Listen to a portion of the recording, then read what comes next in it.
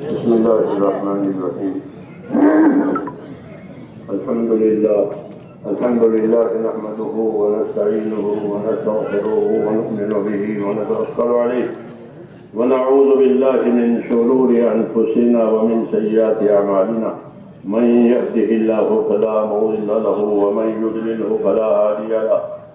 ونشهد أن لا إله إلا الله وحده لا شريك له ونشهد أن سيدنا مولانا محمدا عبده ورسوله صلى الله تعالى عليه وعلى آله وصحبه وبارك وسلم تسليما كثيرا. أما بعد فأعوذ بالله من الشيطان الرجيم. بسم الله الرحمن الرحيم.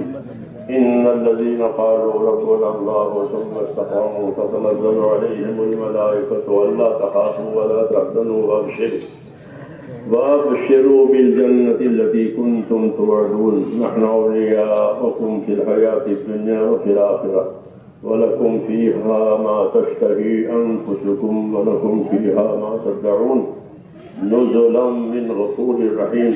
ومن أحسن قولا ممن دعا إلى الله وعمل صالحا وقال إنني من المسلمين.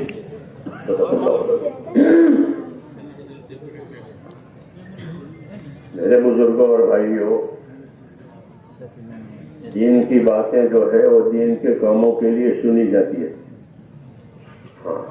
جیسے تجارت کی باتیں تجارت کے کاموں کے لیے ہوتی ہے، کھیتی کھاتی کی باتیں اس کام کے لیے ہوتی ہے، تو دین کی باتیں کس کے لیے ہوگی؟ دین کے کام کے لیے. یہ نہیں کہ باتیں سن کر کے چھوڑ دیں. سن کر کے چھوڑ دینا یہ گانے میں ہوتا ہے. میں گاتا ہے تو لوگ گانا سنتے ہیں، پھر گانے والے کو بھی چھوڑ دیتے ہیں اور گانے کو بھی چھوڑ دیتے ہیں.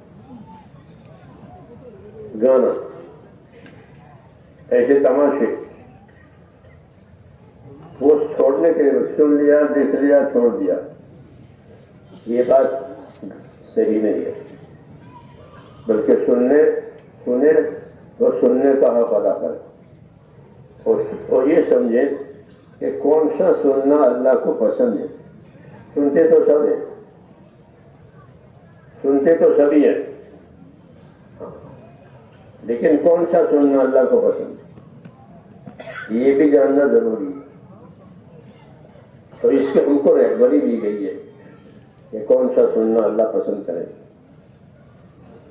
اس کے لیے یہ رہبری دی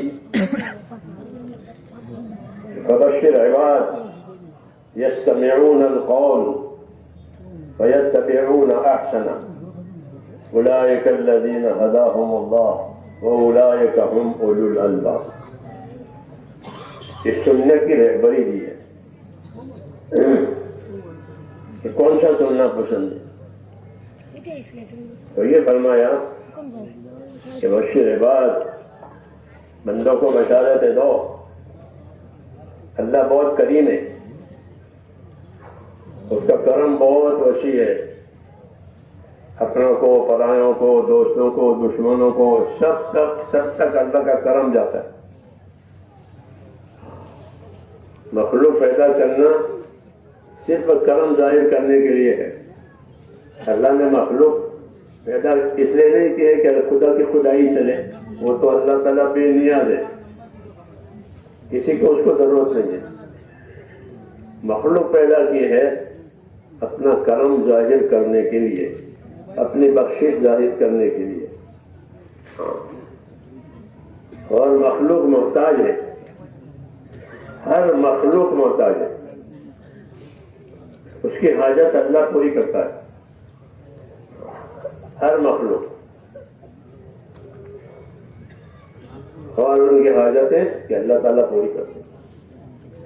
تو مخلوق محتاج ہے، حاجت پوری ہوتی ہے وہ اللہ کے کرم سے ہوتی ہے. اس لیے ان کو پیدا کیا تاکہ اپنے کرم کے ذریعے سے ان کی حاجتیں پوری ہو. جو حاجتیں وہ مانگتے ہیں وہ بھی دیتے ہیں، اور جو حاجتیں بغیر مانگے دے دیے، بغیر مانگے دیے. کیوں کہ ان کو اس کی ضرورت تھی. بندوں کو نہیں معلوم تھا کہ کیا ضرورت، اللہ کو معلوم تھا کہ کیا ضرورت. اس لیے جس طرح پیدا کرنے وجود کو، ہمارے وجود کو پیدا کیا، ہم نے نہیں مانگا تھا کہ ہم کو پیدا کرو، وجود پیدا کر کے اپنی نعمتیں بھی دی جن نعمتوں کے ہم محتاج تھے۔ یہ سب اللہ کے کرم کا نتیجہ ہے کہ مخلوق کو پیدا کر کے اللہ اپنا کرم، اپنی بخشش، اپنی عنایات ظاہر کرتے۔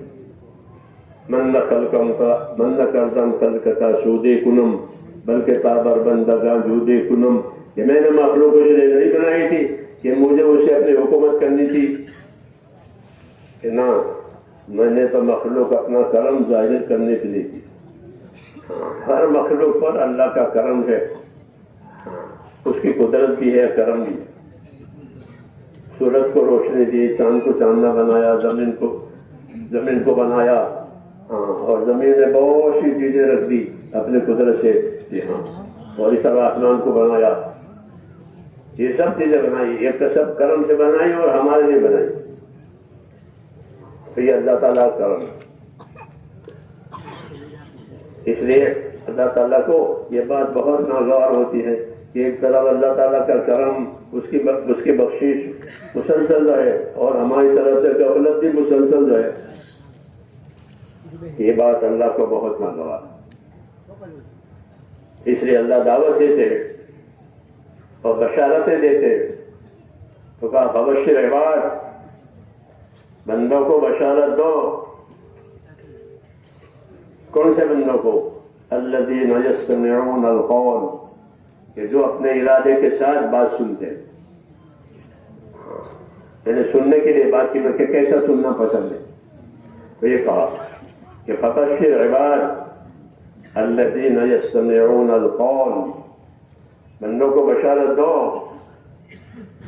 وہ بندے جو ارادے کے ساتھ سنتے ہیں۔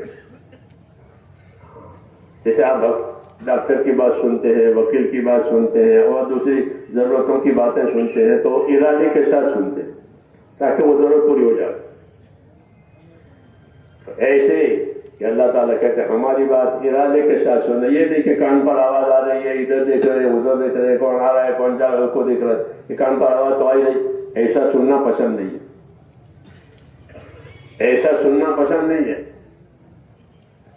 یہ سننا پسند ہے۔ یستمعون القول فیتبعون احسنہ، کہ ارادے کے ساتھ بات سن رہے ہیں کہ یہ بات مجھ سے ہو رہی ہے، مجھ سے کہی جا رہی ہے، اور صرف سننا نہیں ہے بلکہ سنتے ہیں ارادے کے ساتھ، فیتبعون احسنہ، اور سن کر کیا کرتے ہیں؟ سن کر بھول جاتے ہیں، جیسے ہماری عادت ہے کہ سن کے بھول گئے، کہ نہیں، سن کر کے یتبعون احسن، کہ سننے کے بعد اتباع احسن کرتے ہیں۔ کہ اتباع احسن کا کیا مطلب ہے؟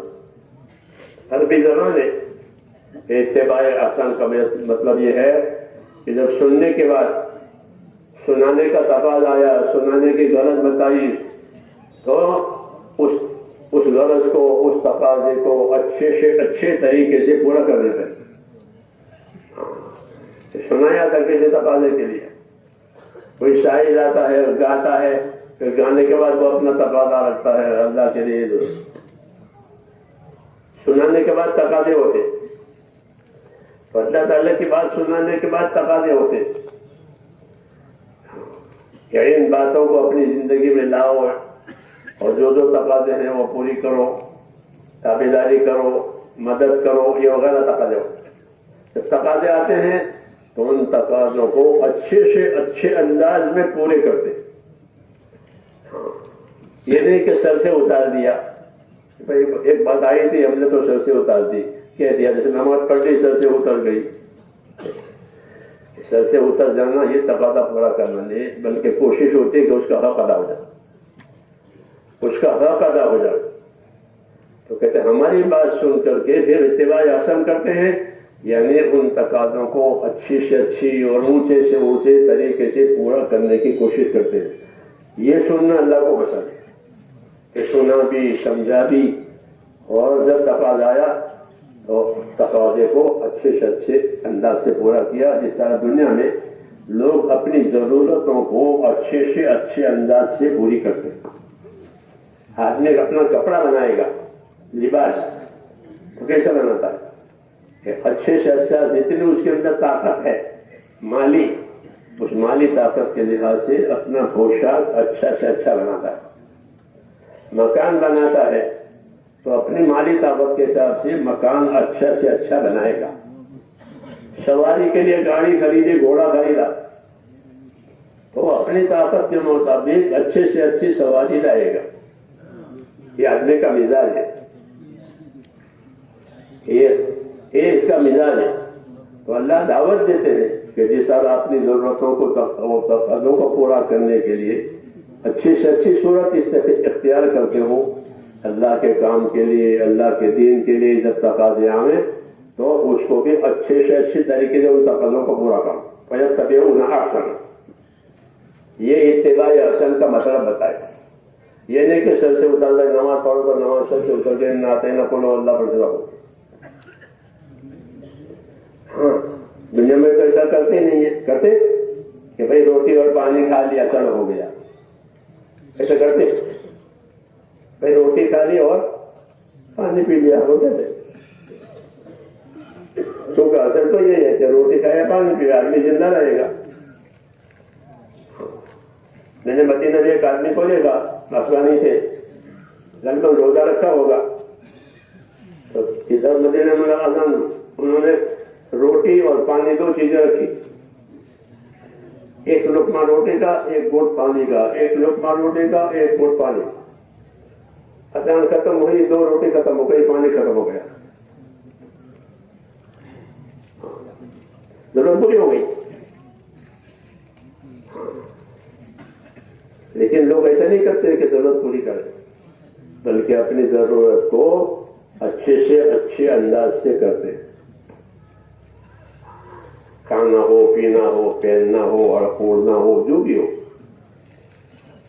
تو اللہ دعوت دیتے ہیں کہ جس طرح اپنی ضرورتوں کو اچھے سے اچھا کرتے ہو، جب اللہ کا کام ہماری ذمہ آوے تو اللہ کے کام کو اچھے سے اچھے انداز سے کرو، کیونکہ یہ بھی تمہارے لیے ہے. اللہ کو کیا ضرورت ہے؟ ان احسنتم احسنتم لانفسکم، کہ اچھا کرو گے ہم نے نہیں کرو، برا کرو گے تو برائی تمہارے طرف لوٹ کر آئے گی. اللہ کا کیا، اللہ بھی نہیں آتے. ایک دعوت یہ ہے کہ جب اپنا عمل بناؤ تو اچھے سے اچھے طریقے سے اس عمل کو بناؤ، کیونکہ یہ تمہارے لیے ہے. ہاں یہ بات ضرور ہے، جب اس عمل کو اللہ کے حکم کی وجہ سے اچھا بناؤ گے تو اللہ راضی ہو جائیں گے. ہاں یہ بات ہے کہ اللہ راضی ہو جائیں گے کہ ہماری بات مانی گئی، ہماری بات کو سنبھالا گیا تو اللہ تعالیٰ راضی ہوتے ہیں. اور یہ بندے شکر گزار مانے جاتے ہیں کہ انہوں نے ہماری سنی، ہماری مانی، ہماری بات کی قدر کی. تو اس لیے کہا اتباع احسن کرو کہ جب نمبر آئے کام کا تو اپنے کام کو اللہ کے سامنے اچھے سے اچھے انداز سے پیش کرو، جس طرح اپنی ضرورت کی چیزیں اچھی سے اچھی بناتے ہو. یہ دعوت ہے.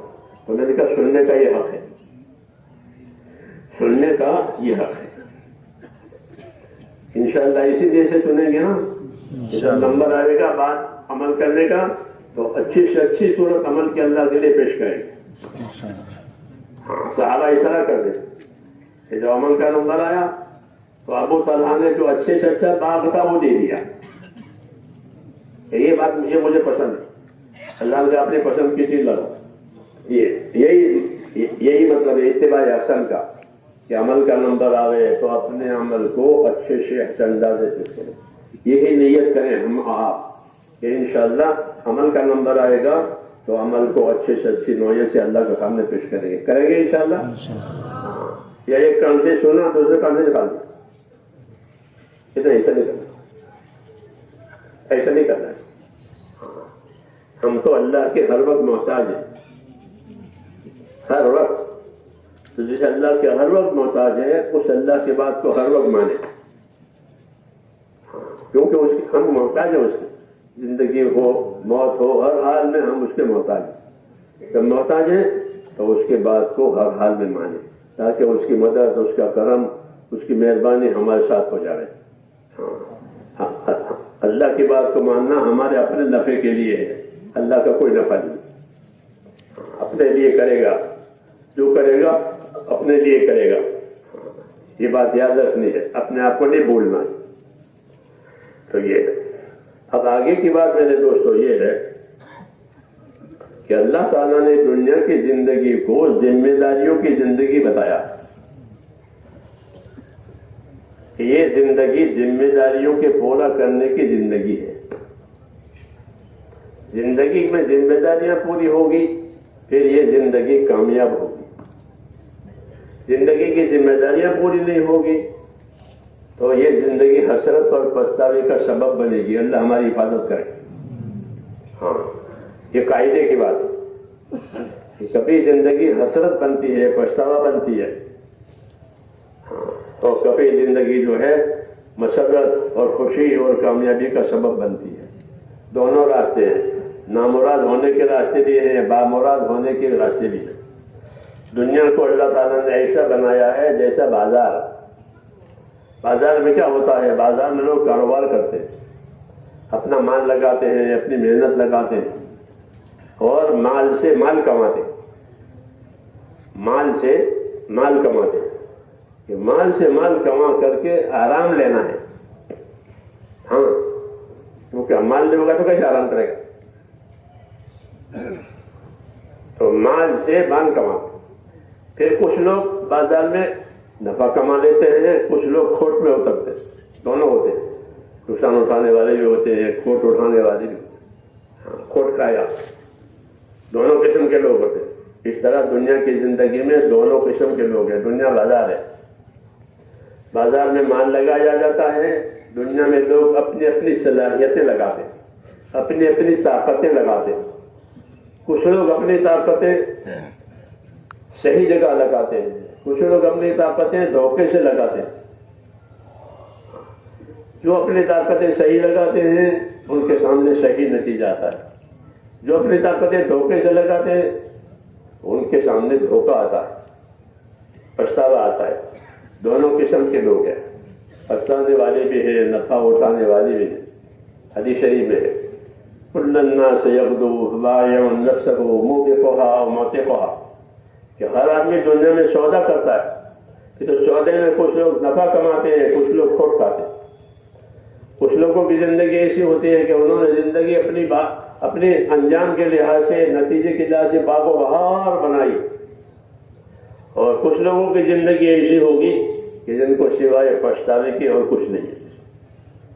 ہاں، دونوں باتیں ہوں گی. پچھتانے والے بھی ہوں گے، خوش ہونے والے بھی ہوں گے. حضرت بلال حبشی رضی اللہ عنہ کا انتقال وقت رہا تو ان کے گھر والے رونے لگے. ہمارے رونے کی کیا بات ہے؟ کہتے کیوں نہ روئے؟ آپ سے جدائی ہو رہی ہے، آپ جا رہے ہیں. کہ نہیں، یہ تو خوشی کی بات ہے کہ اب میری موت آئے گی اور میں مر کر کے اپنے دوستوں سے ملوں گا، صحابہ سے ملوں گا، حضور صلی اللہ علیہ وسلم سے ملوں گا. یہ تو خوشی کی بات ہے. وطن ننزل احبا محمد الوحیدہ، کل کو دوستوں سے ملیں گے، محمد صلی اللہ علیہ وسلم سے ملیں گے، ان کی جماعت سے ملیں گے. تو خوشی کی بات ہے. اور بات بھی یہی ہے. ہاں، یہ زندگی کا اچھا انجام ہے کہ کل کو محمد صلی اللہ علیہ وسلم سے ملیں گے اور اپنے ساتھیوں سے ملیں گے. وہ ہم سے آگے گئے ہیں. کچھ لوگوں کو اس کی خوشی ہوتی ہے اور کچھ لوگوں کو اس پر پچھتاوا ہوتا ہے. دونوں قسم میں بازار کی طرح کھوٹ کھانے والے بھی ہوتے ہیں، نفع اٹھانے والے بھی ہوتے ہیں. اس لیے اللہ تعالیٰ نے دنیا میں ہم کو کھوٹ سے بچانے کے لیے اور نفع پر ڈالنے کے لیے دین دیا ہے. ہاں، دین دیا ہے، بڑی نعمت ہے. اور وہ دین بھی پورا پورا دیا، پورا. اب کسی چیز کی ضرورت نہیں ہے کامیابی کے لیے. پورا دین، پوری کامیابی. بس تو ہم کو کامیابی کے لیے اللہ تعالیٰ نے پورا دین دیا ہے. اور یہ وعدہ کیا ہے کہ اگر 100% دین زندگی میں آیا کہ 100% کامیابی ہو جائے گی. کیسے ہوگی؟ کہ قدرت سے ہوگی. اللہ تعالیٰ کسی سبب کا محتاج نہیں ہے کامیاب کرنے کے لیے. دنیا کی طاقتیں مدد کرنے کے لیے محتاج ہوتی ہے، کیونکہ ان کے پاس مدد کرنے کے لیے ایک ہی چیز ہوتی ہے، وہ مال ہوتا ہے. کوئی مدد کرے گا تو مال سے ہی مدد کرے گا، کوئی دوسری چیز تو ہے جی ہاں کہ بھائی حکومت نے مدد کی کیا کی کہ اتنی رقم منظور کی، ٹھیک ہے نا، اتنی رقم منظور کی تو مال سے مدد ہوتی ہے، کوئی دوسری چیز ہے نہیں۔ اور اللہ کے پاس، کہ اللہ کے پاس تو مدد کرنے کے لیے اپنی قدرت ہے، مدد کرنے کے لیے اپنی قدرت ہے، اور قدرت سمجھانے کے لیے اپنی قدرت سے بڑی بڑی چیزیں پیدا کی ہے تاکہ تم کو قدرت پر یقین آئے۔ ہاں میری قدرت کیسی ہے اس کو سمجھنے کے لیے کہ میری قدرت سے بنی ہوئی چیزوں کو دیکھو۔ أَفَلَمْ يَنظُرُوا إِلَى السَّمَاءِ فَوْقَهُمْ كَيْفَ بَنَيْنَاهَا وَزَيَّنَّاهَا وَمَا لَهَا مِنْ فُرُوجٍ، ٹھیک ہے، یہ لوگ دیکھتے نہیں ہیں آسمان کو اوپر جو ان کے اوپر ہے، کیسا بنایا ہے اور کیسا خوبصورت بنایا ہے، اس میں ستارے لگائے ہوئے اور اتنی بڑی چھت ہے اور کہیں کوئی سوراخ نہیں ہے، کوئی پھٹن نہیں ہے، ایسے بنایا۔ کتنی بڑی مخلوق ہے آسمان، اور کتنی بڑی مخلوق ہے زمین۔ ہاں حالانکہ زمین جو ہے وہ تو 1/4 ہے، باقی 3/4 پانی ہے، 3/4 پانی، کہ پانی کو دیکھو، سمندر کو دیکھو، سمندر کس کو کہتے ہیں؟ سمندر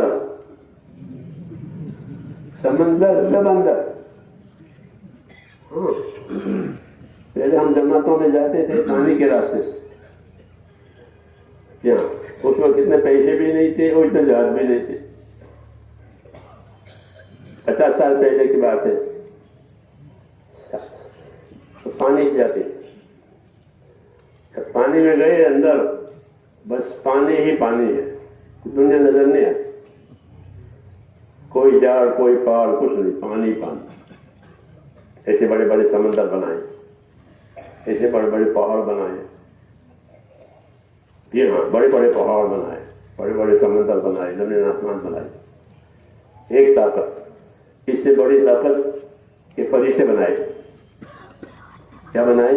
انسانوں سے پہلے یہ فرشتے بنائے، فرشتوں کی بڑی طاقت، فرشتوں کی بڑی طاقت، 4 فرشتے بڑے، ان کی بڑی طاقت، اللہ نے ان کو بڑی طاقت دی ہے، اس سے اللہ کی طاقت سمجھ میں آتی ہے۔ جیسے فرشتوں کو اتنا طاقت دی ہے تو اللہ کی اپنی طاقت سمجھائیے۔ جبریل امین جو نبیوں کے بعد وہی لاتے، ہاں ان کو اللہ نے پیدا کیا، اس کے 600 پر ہیں، 600 پر، ہاں وہ کیسے تو اللہ ہی جانتے، وہ کتنی طاقت ہے جبریل کے۔ لوط علیہ السلام کے قوم کو تباہ کرنے کا حکم دیا، ان کو تباہ کرو، اور جبرائیل آئے، اور زمین کے جس خطے پر وہ آباد تھے تقریباً 4 لاکھ، زمین کا وہ پورا تختہ اٹھایا یوں،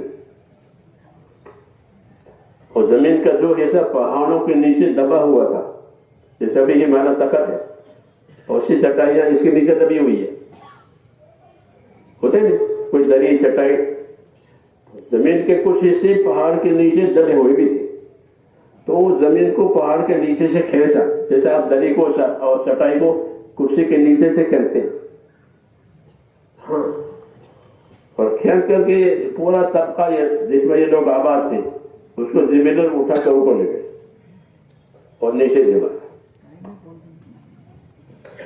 اوپر تک لے گئے۔ اتنی طاقت فرشتے کی ہے، اللہ کی طاقت کا اندازہ لگایا جا سکتا ہے، اللہ کتنی بڑی طاقت ہے، فرشتے کتنی طاقت، لاکھوں آدمی کی آبادی ہے، وہ پورا تختہ اوپر لے جا کر دیتا ہے، وَجَعَلْنَا عَالِيَهَا سَافِلًا، تو اوپر کا حصہ نیچے کر دیا۔ ایک ایک طاقت ہے اللہ تعالیٰ کی، تو اللہ تعالیٰ کی طاقت کو سمجھنا ہے، جی ہاں وہ قدرت ہے اللہ تعالیٰ کی، دو چیزیں سمجھنی ہے، ایک اللہ کی طاقت، ایک اللہ کی نعمت۔ ایک اللہ کی طاقت کہ اللہ کی طاقت سے، اللہ کی قدرت سے ڈرنا چاہیے کہ بڑی قدرت والا ہے، جب چاہے جو کچھ چاہے وہ کرے، ہاں با اختیار ہے، اس پر کسی کا قابو نہیں ہے، اللہ کا قابو سب پر ہے۔ جس کو چاہے کامیاب کرے، جس کو چاہے ناکام کرے، ہاں جس کو چاہے حیات دے، جس کو چاہے موت دے، جس کو چاہے غریب بناوے، مالدار بناوے، بیمار بناوے، تندرست بناوے، اس کی اپنی مرضی ہے۔ یہ فرما عائشہ جو چاہے کرے، یہ اس لیے سمجھایا ہے تاکہ ہر وقت اللہ کی طرف متوجہ رہے اور اس کی رحمت کا امیدوار رہے۔ اس لیے قدرتیں سمجھائیے، بڑی بڑی قدرت، کتنی بڑی طاقت فرشتوں کو دی ہے، موت کے فرشتے کو کتنی طاقت دی ہے، ایک ایک وقت میں وہ کتنے لوگوں کی روح قبض کرتا ہے۔ ہاں جی ہاں، ایک ایک وقت میں ایک آدمی یہاں مر رہا ہے، ایک وقت مر رہا تھا، اور بالکل حکم کے مطابق اسی وقت اس کی روح قبض کرتا ہے۔ جیسے آپ پلیٹ میں سے کھجور کا دانہ اٹھائے، کھجور کے پلیٹ میں کھجور رکھے ہوئے، کھجور کھانے والا جب چاہے جو بھی دانہ اٹھا لیتا ہے، ایسے وہ انسانوں کی روح قبض کرتا ہے۔ جہاں کیوں اداروں سے طاقت دی ہے، فرشتوں کی ایسی طاقت ہے تو اللہ کی طاقت اندازہ کہ اللہ بڑی طاقت والا ہے، کہ اللہ کی قدرت پر ایمان لاؤ کہ اپنی قدرت سے جو چاہے کرے، کامیاب بھی کرے، ناکام بھی کرے، تندرستی بھی بناوے، بیماری بناوے، غریب بھی بناوے، مالدار بھی بناوے، اپنی قدرت سے سب کچھ کرتے ہیں۔ یہ فرما یشاء کہ اللہ کی شان ہے، اس لیے اللہ تعالیٰ کو ایسا ماننا تو اپنی قدرت سے جو چاہے کر۔ دوسری سے نعمتیں ہیں اس کی، وہ سب نعمتیں بندوں کے لیے ہے۔ کس کے لیے؟ آپ کے لیے، آپ کے لیے۔ آخرت کی نعمتیں بھی بندوں کے لیے اور دنیا کی نعمتیں بھی بندوں کے لیے۔ آخرت کی نعمتیں حاصل کرنے کے لیے کچھ شرطیں ہیں، اور دنیا کی نعمتوں کے لیے بارے میں کہ وہ اللہ کی مرضی ہے، اللہ کی مرضی ہے، کس کو کم دے، کس کو زیادہ دیں، کس کو لمبی عمر دے، کسی کو تھوڑی عمر دے، کسی کو زیادہ مال دے، کسی کو زیادہ کم دے، کسی کو تندرست دے، کسی کو بیمار رکھے، یہ اس کی مرضی ہے۔ لیکن وہ سب نعمتیں ہیں بندوں کے لیے، اور وہ دیتے ہیں اپنے کرم سے، بندوں کو نعمتیں دیتے ہیں، جو جو ان کی حاجت ہوتی ہے وہ حاجت ان کی پوری کرتے ہیں۔ یہ اللہ تعالیٰ کا کرم ہے۔ اس طرح اللہ تعالیٰ کا تعارف کرایا گیا ہے کہ اللہ تعالیٰ کو پہچانو، اور یہ ساری نعمتیں دے کر تقاضا کیا ہے، وہ تقاضا یہ کیا ہے کہ ہم نے تم کو دنیا میں ایک ذمہ داری پورا کرنے کے لیے پیدا کیا ہے، سب نعمتیں تمہارے لیے ہیں، سب چیزیں تمہارے لیے ہیں، اور تم کو ایک کام کے لیے پیدا کیا ہے۔ یہ دعوت ہے۔ وہ کیا دعوت ہے؟ تو حضور صلی اللہ علیہ وسلم نے ہم کو یہ بات سمجھائی ہے، یہ فرمایا کہ ان الدنیا خلقت لکم وانکم خلقتم للآخرہ، کہ دنیا کو اللہ نے تمہارے لیے پیدا کر دیا، وہ سب تمہارے لیے، وہ سونا ہو، چاندی ہو، ہوا ہو، آگ ہو، سب آپ کے لیے، سب آپ کے لیے، اور آپ کو آخرت کے لیے پیدا کیا ہے۔ یہ دعوت ہے کہ دنیا آپ کے لیے پیدا کی ہے، اور پیدا ہی نہیں کی ہے بلکہ پیدا کر کے دنیا کو آپ کے کام میں لگایا ہے۔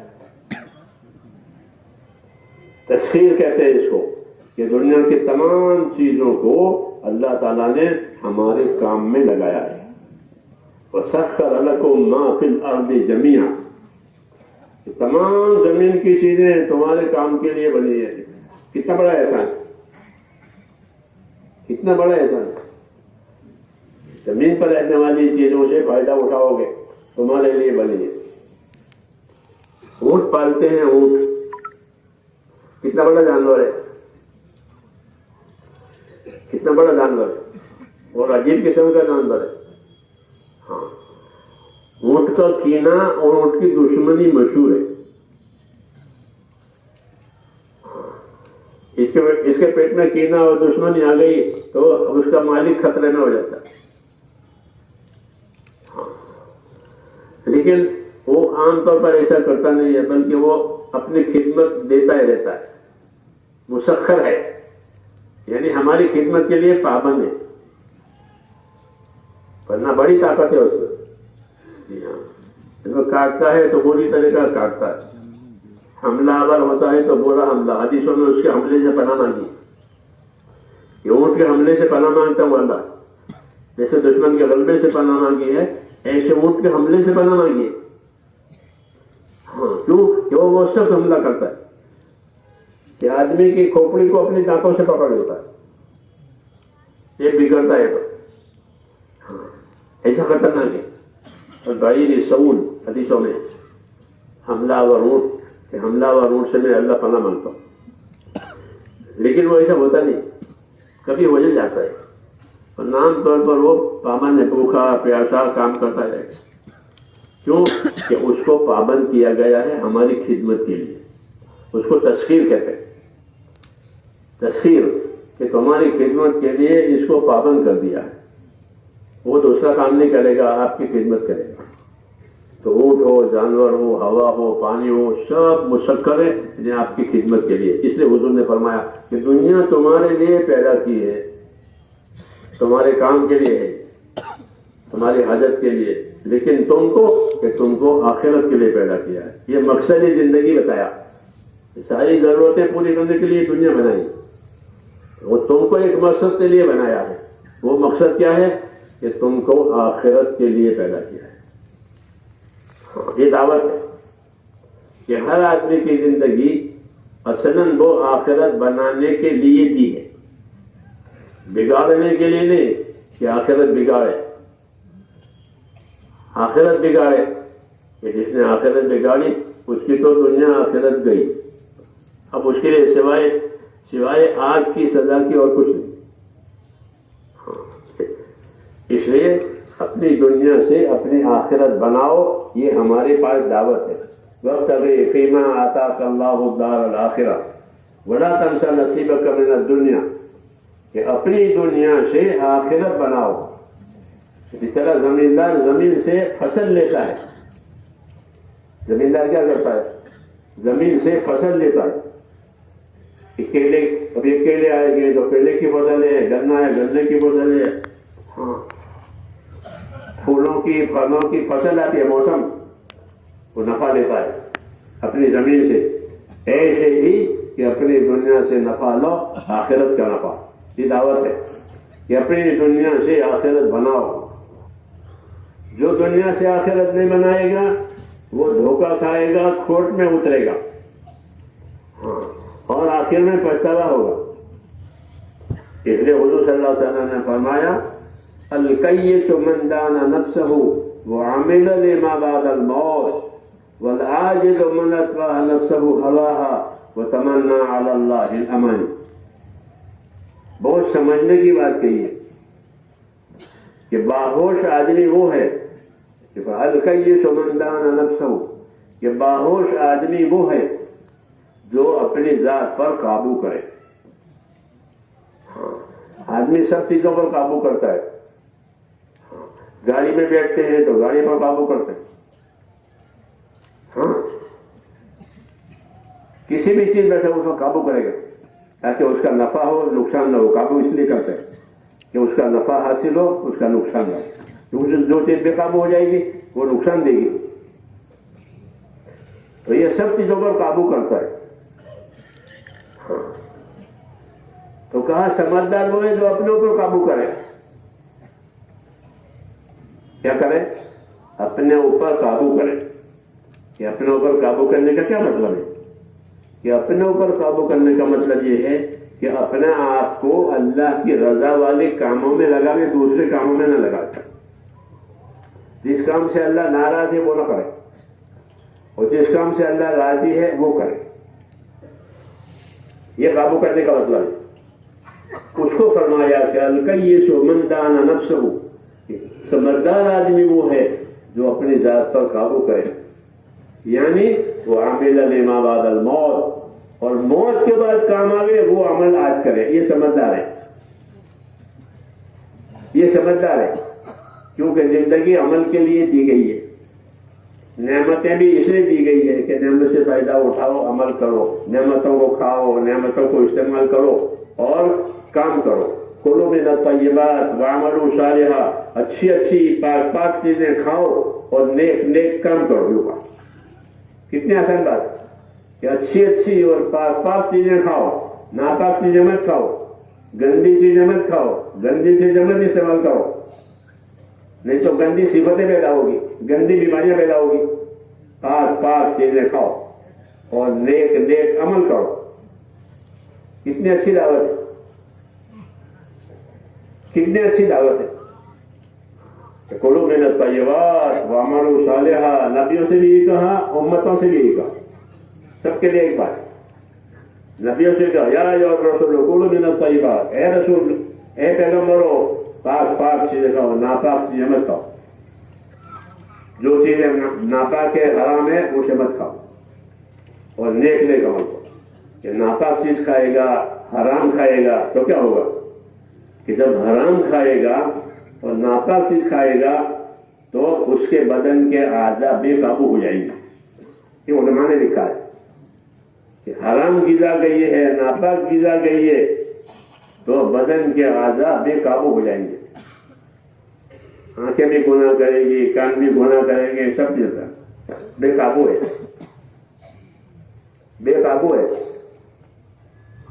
اس نے کہا کہ پاک چیزیں کھاؤ، پاک عمل کرو، نیک عمل کرو. یہ دعوت ہے رسولوں کو، یہی دعوت امتوں کو بھی. تو یہ اللہ کا نظام ہے کہ اللہ کی نعمتیں کھاؤ، اس سے فائدہ اٹھاؤ، تمہارے لیے پیدا کی ہے، اور تم کو آخرت کے لیے پیدا کیا ہے. کسی کا سمجھدار آدمی وہ ہے جو اپنی ذات پر قابو کرے اور موت کے بعد کام آنے والا عمل آج کرے. ایسا نہیں ہے تو وہ دھوکہ کھائے گا. کہ جو چیز فنا ہونے والی ہے اس پر اپنی صلاحیتیں لگا دی، صلاحیتیں بھی فنا ہو گئی اور وہ چیز بھی فنا ہو گئی. ہاں، کتنے دنیاوی آدمی ترقی کرے ٹھیک ہے، لیکن آخر میں تو فنا ہے، آخر میں تو چھوڑنا ہے. اور آخرت تو حاصل ہونے والی چیز ہے، باقی رہنے والی چیز ہے. آخرت کی دو صفتیں ہیں کہ آخرت اللہ بطور بدلا کے دیں گے اور آخرت باقی رکھ کر دیں گے. کہ آخرت باقی رہے گی، فنا نہیں ہوگی، ختم نہیں ہوگی. اس میں بقا بھی ہے، بدلہ بھی ہے. لیکن بدلہ تو کسی چیز کا ہوتا ہے. جب کوئی چیز دو گے تو اس کے بدل میں کوئی چیز ملے گی. جیسے بازار میں آپ پیسے دو گے تو وہ شکر دے گا، پیسے دو گے تو وہ پھل دے گا. قاعدہ ہے. تو اس لیے میرے دوستو یہ طریقہ بتایا کہ آخرت بطور بدلہ کے ملے گی، مفت میں نہیں ملے گی اور ہمیشہ کے لیے ملے گی. پھر کوئی مسئلہ ہی نہیں ہے. اور بگڑ گئی تو کہ وہ ہمیشہ کے لیے بگڑ جائے گی. پھر کوئی سدھارنے والا ہی نہیں ہے، کوئی اپیل نہیں ہے، کچھ نہیں. نازک مسئلہ ہے. رسول صلی اللہ علیہ وسلم نے ایک مرتبہ فرمایا، قسم کھا کر فرمایا کہ دیکھو میں ایک بات قسم کھا کر. کیا بات کہی؟ فرمایا والذی نفس محمد بیدہ ما بعد الموت دار الا الجنۃ و النار. میں خدا کی قسم ہمیں ایک بات آپ سے کہتا ہوں، فرمایا وہ خدا جس کے قبضے میں میری جان ہے، اس خدا کی قسم کھا کے میں یہ بات کہتا ہوں کہ آدمی کے مرنے کے بعد اس کا ٹھکانہ یا جنت بنے گی یا دوزخ بنے. تیسری جگہ نہیں ہے، تیسری جگہ نہیں ہے. یا جنت بنا لے یا دوزخ بنا لے. ہاں، یہ اس کے عمل پر، اس کی زندگی گزارنے کی محنت پر ہوگا. اگر اس کی محنت صحیح ہوگی تو اس کی آخرت بنے گی، اس کی محنت صحیح نہیں ہوگی تو نہیں بنے گی. اس لیے دنیا ذمہ داریوں کے پورا کرنے کی جگہ ہے. ہاں، یہاں دھوکہ بھی ہو جاتا ہے اور نفع بھی ہو جاتا ہے. دھوکہ یوں ہوگا کہ تھوڑی دیر کے نفع، تھوڑی دیر کا نفع، تھوڑی دیر کا مزہ اس میں لگ گیا اور ہمیشہ کے نفع کو کھو دیا، ہمیشہ کے مزہ کو کھو دیا، پھر ہمیشہ کی سزا آ گئی. اس لیے کہے چوکن نہ رہو، چوکن نہ رہو۔ امام غزالی رحمۃ اللہ علیہ فرماتے تھے کہ آدمی کی سعادت اور اس کی خوش نصیبی کی بات یہ ہے کہ وہ دنیا میں چوکن نہ رہے۔ جیسے لوگ اپنے مال ملکت کے بارے میں سفر میں چوکن نہ رہتے کہ ہمارے مال ملکت پر کسی کا ہاتھ نہ جاوے، مسافر چوکن نہ رہتے ہیں، تو ہم مسافر ہیں آخرت کے، ہر آدمی آخرت کا مسافر ہے، آخرت میں جا رہا ہے۔ تو اس طرح مسافر اپنے مال سامان کے بارے میں چوکن نہ رہتا ہے، اپنے نفع نقصان کے بارے میں چوکن نہ رہتا ہے، تو کہا آدمی کی سعادت یہ ہے کہ وہ چوکن نہ رہے۔ کس بات سے؟ کہ میری آخرت کا کوئی نقصان نہ ہو، میری دنیا بلا وجہ برباد نہ ہو، بلکہ میری دنیا سے میں اپنے آخرت بناؤں۔ یہ عقل مندی کی بات ہے، یہ نہیں ہے تو دھوکہ ہے۔ حدیثوں میں کہ الدنیا دار من لا دار لا ومال من لا مال لا ولها يجمع من لا عقل لا، کہ دنیا اس آدمی کا گھر ہے جس نے دنیا کو گھر بنایا، آخرت کی فکر نہیں، کہ دنیا اس آدمی کا گھر ہے کہ اس کا کوئی گھر نہیں ہوگا، کیونکہ دنیا رہے گی نہیں، آخرت بنی نہیں، دنیا رہے گی نہیں اور آخرت بنی نہیں ہے۔ اس کو گھر بنایا، یہ تو رہے گا نہیں، تو دنیا رہتی ہے تو آدمی نہیں رہتا، آدمی رہتا تو دنیا نہیں رہتی، دونوں باتیں ہوتی ہیں۔ اس لیے کہا دنیا اس آدمی کا گھر ہے جس کا کوئی گھر نہیں ہے، اور دنیا کا مال اس آدمی کا مال ہے جس کا کوئی مال نہیں، کیونکہ مال کو مالدار ہونے کے لیے جمع کیا، مال کو مالدار بننے کے لیے جمع کیا۔ ہاں، اس لیے کہ مال مالدار بننے کے لیے نہیں ہے، بلکہ مال تو حقوق ادا کرنے کے لیے پیدا ہوا ہے۔ مال کیوں پیدا ہوا؟ اللہ نے مال کو حقوق ادا کرنے کے لیے پیدا کیا ہے۔ حدیثوں میں ہے کہ المال نعم المعونہ، کہ مال تو بہترین سہارا ہے زندگی کا۔ مال کیا ہے؟ کہ زندگی کا بہترین سہارا ہے۔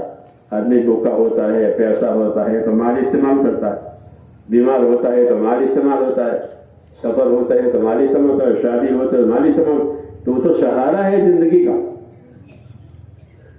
مال کیا ہے؟ کہ زندگی کا سہارا ہے۔ ہاں، اور اس کو پیدا کیا ہے، اس کو پیدا کیا ہے خرچ ہونے کے لیے، اس کو پیدا کیا ہے حقوق ادا کرنے کے لیے، جمع کرنے کے لیے نہیں، جمع کرنے کے لیے نہیں۔ اس نے کہا کہ دنیا اس آدمی کا گھر ہے جو دنیا کو گھر رہا ہے، اس کا کوئی نہیں، اور دنیا کا مال جو دنیا کے لیے مالدار ہونے کے لیے مال جمع کرے، تو یہ کہا کہ اس کے اندر عقل نہیں، اور یہ مال اس کا نہیں ہوگا، جمع کیا ہوا مال تو آدمی چھوڑ کے چلا جاتا ہے، یہ اس کا نہیں ہوتا، بلکہ جو مال لگایا ہے وہ اس کا ہو جاتا ہے۔ وہ یہ جمع کر رہا ہے، لگاتا نہیں ہے، کہ یہ نادان ہے، اپنا نفع بھول گیا ہے، اپنا نفع بھول گیا، اور مالدار ہونے کے لیے مال جمع کیا، کہ مالدار ہونے کے لیے مال وہ جمع کرے گا کہ جس کے اندر فرمایا عقل نہیں ہے، کیونکہ جمع ہونے کے بعد مال کوئی فائدہ نہیں دیتا، ٹھیک ہے، کہ تیجوری میں بند کر دیا، کیا فائدہ ہوا؟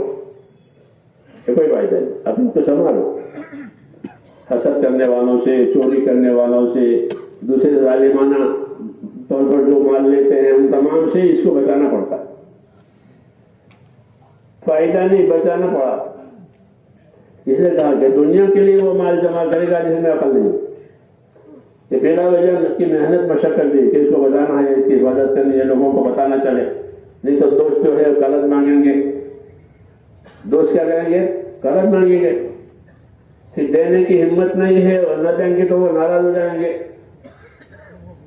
ہاں، تو ایک مسئلے بنے گے، جی ہاں، مسئلے بنتے کہ مال کو اللہ تعالیٰ نے خرچ کرنے کے لیے پیدا کیا ہے، جمع کرنے کے لیے پیدا کیا ہے۔ جو مال کو مالداری کے لیے جمع کرتے ہیں، فرمایا ان میں عقل نہیں ہے، اپنے نتیجے سے بے خبر ہے، کہ اس کو اللہ تعالیٰ نے حقوق ادا کرنے کے لیے اور دنیا آخرت بنانے کے لیے اس کو پیدا کیا ہے۔ اس لیے جمع ہونے سے اور جمع کرنے سے اس کا کوئی فائدہ ہی نہیں، بلکہ آج ایک آدمی کے پاس ہے، مر جائے گا تو دوسرے آدمی کے پاس چلا جائے گا. جی ہاں، یہ چلتا رہتا ہے.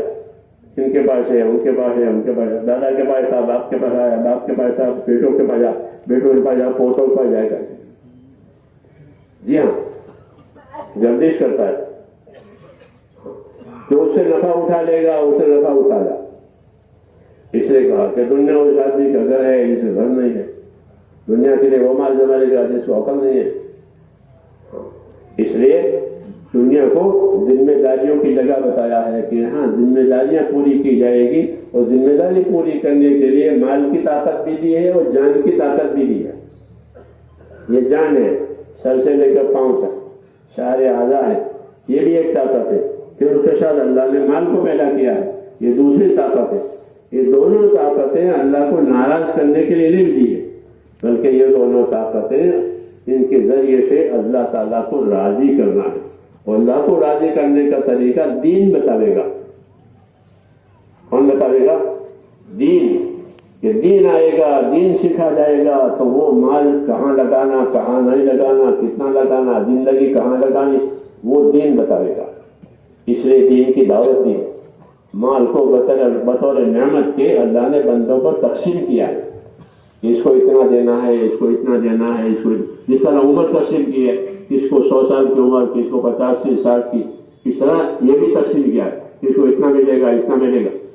تقسیم ہے، تقسیم سے زیادہ نہیں ملے گا. جو اس کے حصہ کا ہے وہ ملے گا. حضور نے فرمایا کہ تمہارے حصے سے زیادہ نہیں ملے گا، چاہے جتنی محنت کر لو. جتنا لکھا ہے اتنی عمر، جتنا لکھا ہے اتنا مال.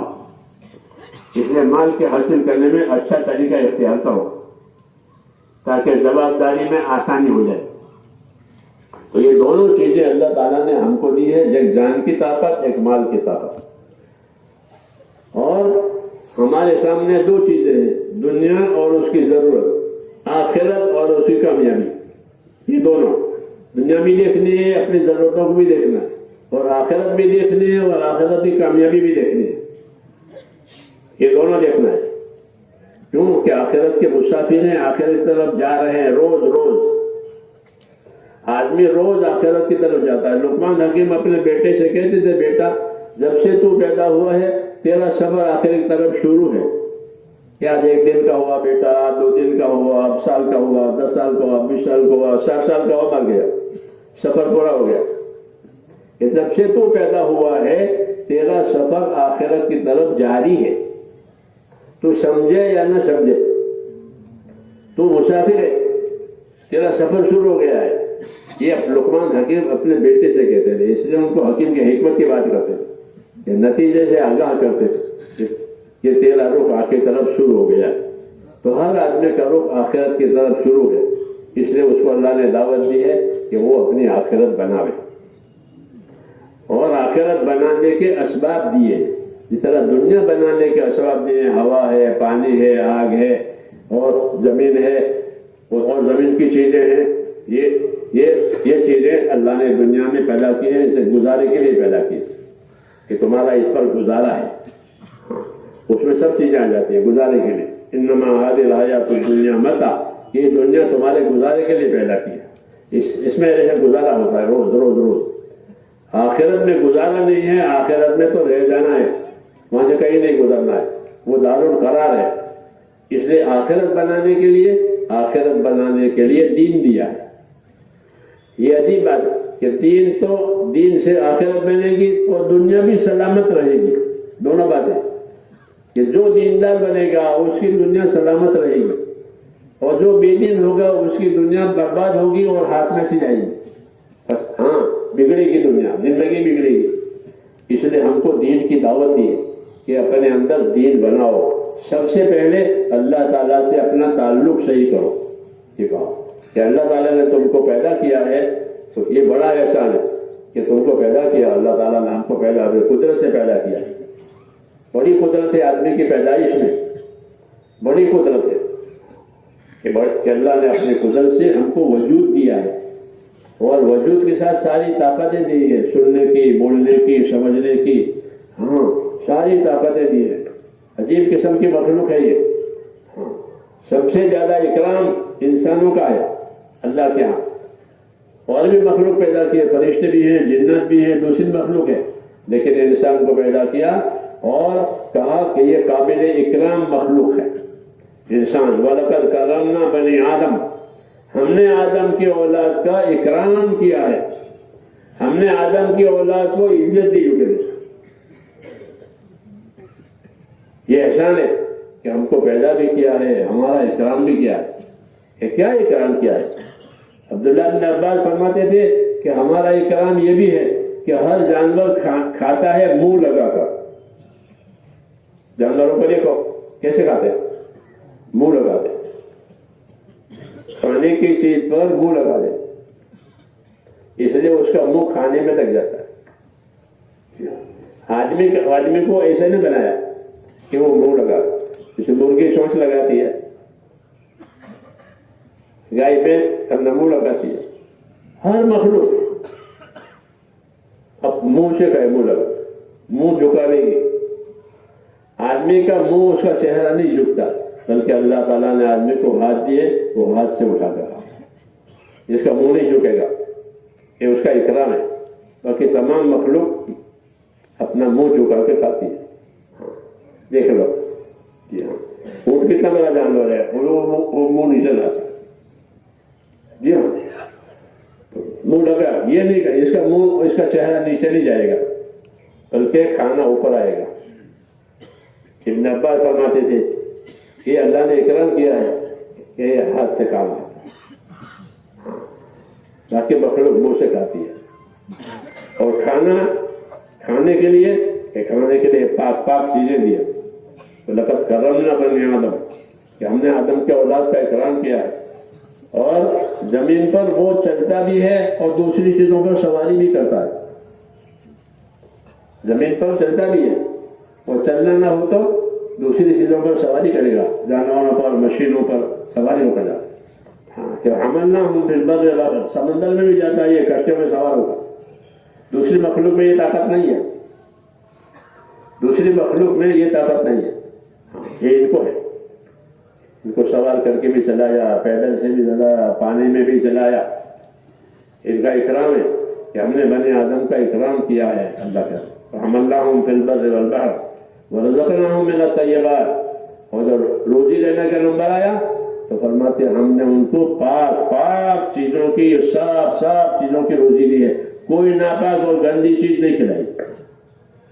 یہ الگ بات ہے کہ آدمی گندی چیزیں کھائے پیے، وہ الگ بات ہے. اللہ کوئی گندی اور ناپاک چیز نہیں کھلاتا. آدمی اپنی روزی کو ناپاک بناتا ہے، آدمی اپنی روزی کو غلط کرتا ہے. اللہ کوئی ناپاک گندی چیز نہیں کھلاتا. آسمان سے جو پانی آتا ہے وہ پاک آتا ہے، جو سب کی روزی کا ذریعہ ہے. پانی سب کی روزی کا ذریعہ ہے، زمین والوں کی.